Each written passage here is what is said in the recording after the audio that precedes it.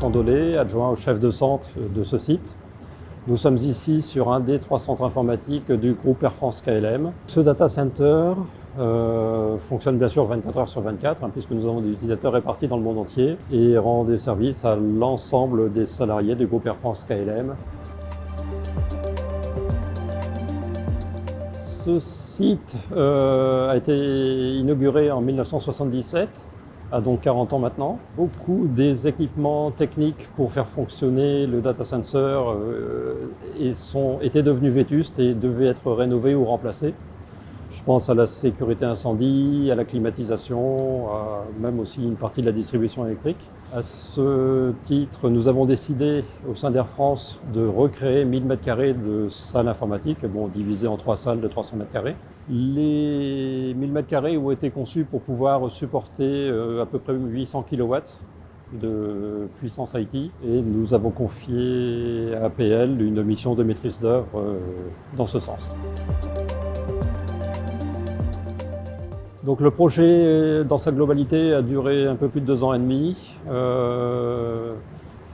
6-9 mois d'études, 1 an de travaux et 9 mois de migration des équipements informatiques. Tout ce qui a été fait a bien sûr été fait dans les règles de l'art, en fonction de ce qui se fait aujourd'hui, avec des call corridors pour l'ensemble des équipements informatiques, quels qu'ils soient. Les dernières technologies ont été mises en place. On avait un point d'attention sur les économies d'énergie, et ce que l'on a mis en place, étant donné qu'on a quand même des bureaux de développeurs et autres, on a près de 1000 personnes sur le centre, c'est qu'on a mis en œuvre une récupération de chaleur de façon à chauffer l'ensemble des bureaux. Donc on a eu des subventions de l'ADEME, on a eu beaucoup de reconnaissance et de récompenses sur le sujet, on a été reconnus. Et effectivement, la facture de gaz est quasiment passée par 0 aujourd'hui. Donc, il y avait effectivement essentiellement 2 challenges.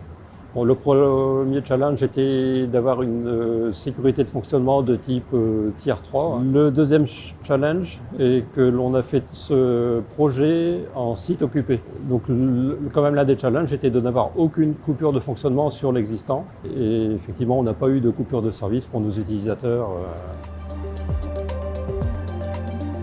De continuer à s'améliorer en termes de sécurité et de fonctionnement. Et notre objectif est clairement d'atteindre le Tier 4. On a actuellement comme objectif de l'atteindre d'ici fin 2019. Donc des travaux ont déjà débuté, d'autres sont encore à réaliser cette année.